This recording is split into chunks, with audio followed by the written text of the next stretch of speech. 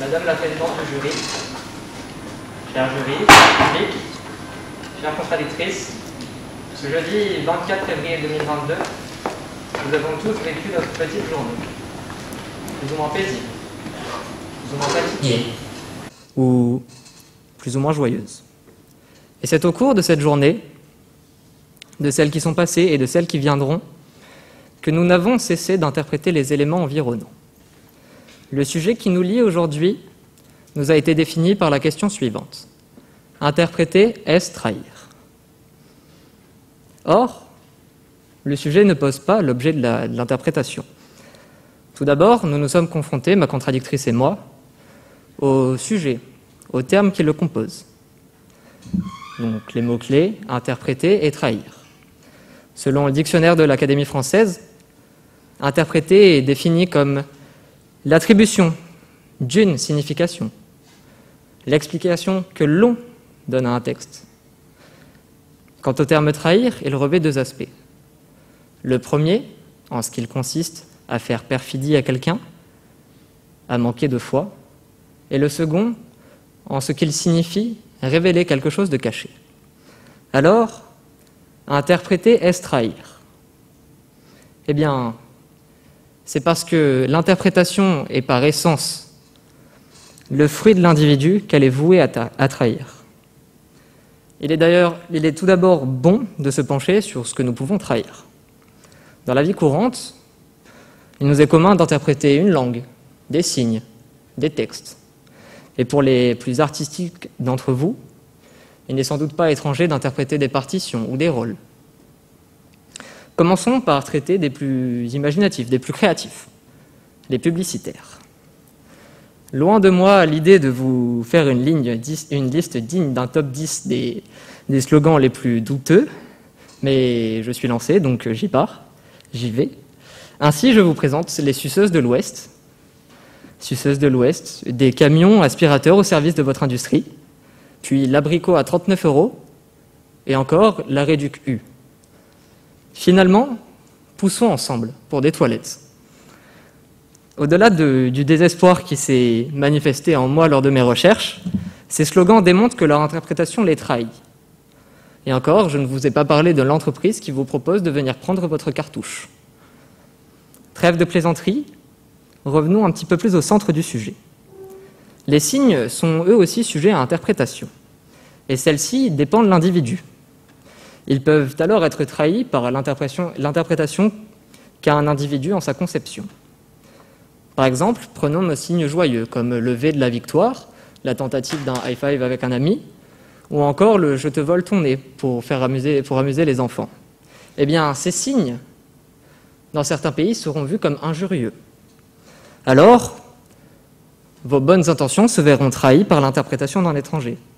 Et je trouve ça d'ailleurs assez révélateur, puisque lorsque nous ne pouvons utiliser le langage, nous utilisons les signes. Mais même au sein d'un même langage, un signe peut être trahi par l'interprétation. Aussitôt, s'approchant de Jésus, il lui dit « Salut Rabbi » et l'embrassa. Ce baiser, qui normalement est signe d'amitié et d'amour, incarne ici la trahison. La trahison de cette scène n'est pas caractérisée non seulement par la trahison de Judas, en faisant interpréter au garde la personne à arrêter, mais aussi la trahison de l'acte d'amour en lui-même. La trahison de l'amour par la mort. Les couleurs peuvent aussi être interprétées différemment selon la conception d'un individu. Ainsi, vous et moi pourrons avoir une vision différente d'un même rouge. Nous pourrons le voir comme un rouge teinté de sang, un rouge teinté de colère, un rouge teinté de passion ou d'amour. Le fait d'interpréter est donc intimement lié à l'individu, si bien qu'il ne peut interpréter sans trahir ce qu'il interprète en se l'appropriant. Le terme « interpréter » présente aussi une définition ancienne, celle de traduire une autre langue. Alors, en quoi pouvons-nous différencier la traduction de l'interprétation? Une distinction s'effectue tout de même en mon sens. L'interprétation d'une langue est la trahison de cette dernière au profit de la compréhension, alors que la traduction est justement la tentative de ne pas trahir, de rester fidèle. S'en distinguent alors deux types d'interprétation ou de traduction selon votre point de vue.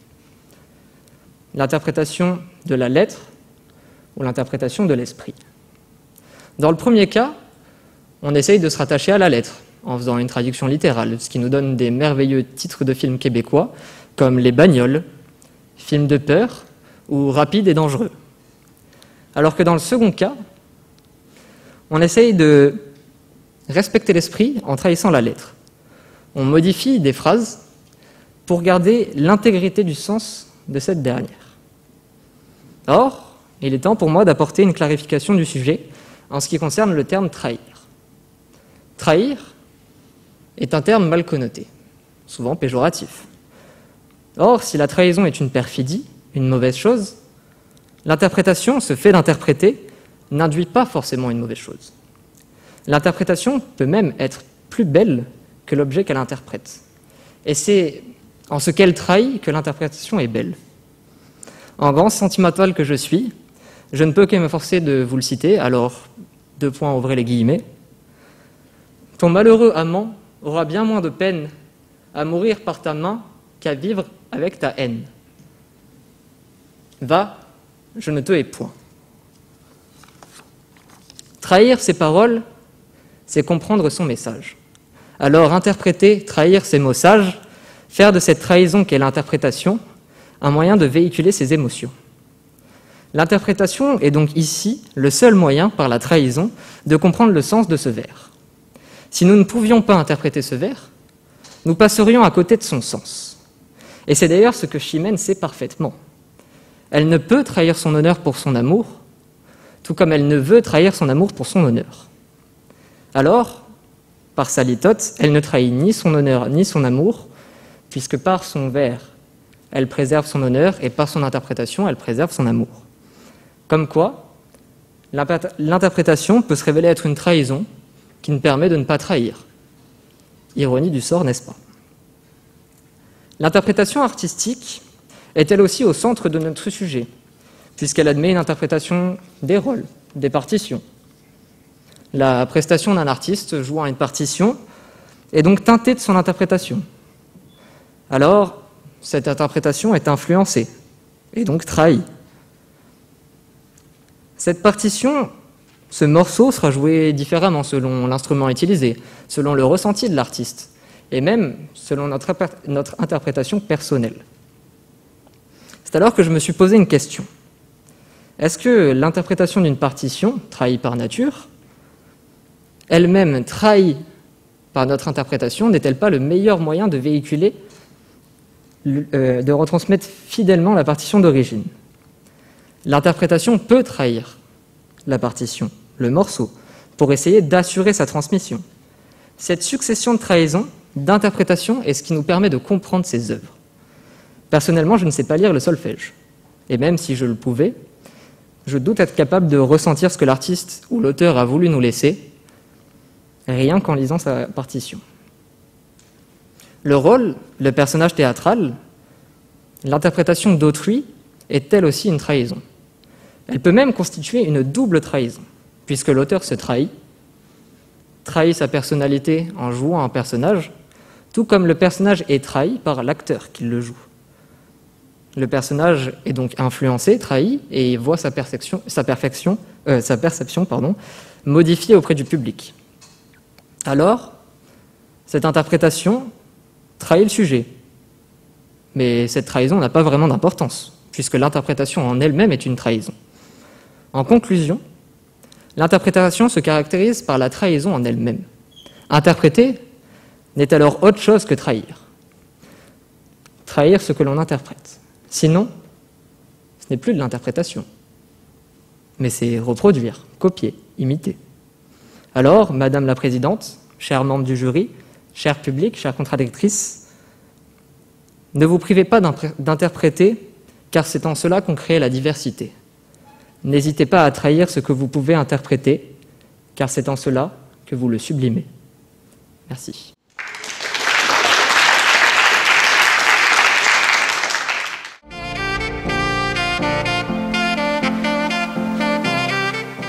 Chère contradictrice, en tant que personne qui défend la thèse interprétée, oui, c'est trahir. Je vais devoir m'attacher à trahir votre thèse pour l'interpréter. Et c'est alors en ce sens qu'il me semble que vous avez écarté une définition qui me semble essentielle au mot trahir. Trahir est aussi révéler la chose cachée. Et je me demande bien pourquoi vous n'avez pas traité de cette définition qui, selon vos sources, est quand même citée de nombreux endroits. Alors, révéler une chose cachée, trahir, est-ce forcément négatif, comme vous l'affirmez? Est-ce que Chimène, en disant qu'elle ne hait point Rodrigue, voulait vraiment dire de déguerpir, de lui dire « va-t'en, je ne veux plus te voir ». Non, je ne pense pas. Alors, trahir, en ce que cette définition dit d'expliciter quelque chose, de révéler un sens, revient sur une autre définition que vous avez citée, de faire un commentaire, d'expliquer. Et c'est en ça que trahir, interpréter, est vraiment une trahison. Mais, comme je l'ai expliqué dans ma plaidoirie, trahir est mal connoté. Mais cette trahison, cet acte perfide, peut donner une belle chose. Certains auteurs considèrent que c'est avec les choses les plus moches de ce monde qu'on crée la beauté.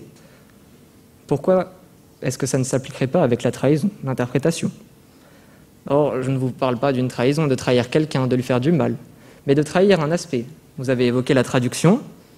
Oui, traduire, c'est en quelque sorte interpréter. Mais traduire, c'est essayer de rester le plus fidèle, alors qu'interpréter vient à déformer quelque peu les choses. Vous avez cité le Coran, et je pense que vous n'êtes pas sans savoir que certains musulmans sont contre la traduction du Coran, justement pour qu'on évite de l'interpréter et de modifier les paroles divines. Vous avez parlé d'hommage, un hommage qui n'est pas une interprétation parce que ce n'est pas une trahison. Mais il me semble que interpréter, trahir, modifier la chose qu'on a reçue pour donner une nouvelle chose, certes nouvelle, n'empêche pas de qualifier cette interprétation de trahison de la chose donnée au départ. Vous avez aussi évoqué des auteurs qui auraient expliqué le sens de leurs livres, le sens de leurs pensées. Vous avez évoqué aussi le droit de la pensée de tout le monde, d'exprimer son avis. Mais alors, il me semble un peu que cet argument est tout à fait contradictoire. Je m'explique. Si l'auteur explique le sens de sa pensée, en quoi donner l'interprétation des mots qu'il nous a donnés, des mots que nous avons lus, des mots que nous avons peut-être interprétés et perçus différemment de ce que lui a écrit, en quoi n'est-ce pas une trahison et en quoi est-ce quelque chose de mauvais? Devrions-nous nous conformer à ce que l'auteur nous dit? Est-ce que si l'auteur nous dit que l'explication d'un texte c'est A et que si nous pensons B, nous devons tous nous conformer à cette explication qui est A? Il me semble que ça porterait gravement atteinte au droit de la pensée. Alors, l'interprétation est propre à chacun. Elle révèle bien quelque chose de caché, quelque chose qui est peut-être caché en nous, caché dans le texte, mais on ne peut se conformer à quelque chose d'unique. La traduction, pour y revenir, est la tentative de rester fidèle. Alors, même en restant fidèle, même en essayant, elle constitue une sorte d'interprétation, puisque, comme je l'ai évoqué, elle se fait de deux manières, par la lettre ou par l'esprit. Si bien qu'en essayant de le faire d'une seule manière, nous arrivons à trahir l'autre. Si l'on veut traduire le sens, il nous faudra peut-être trahir les mots. Et si nous voulons respecter les mots, il nous faudra peut-être trahir le sens.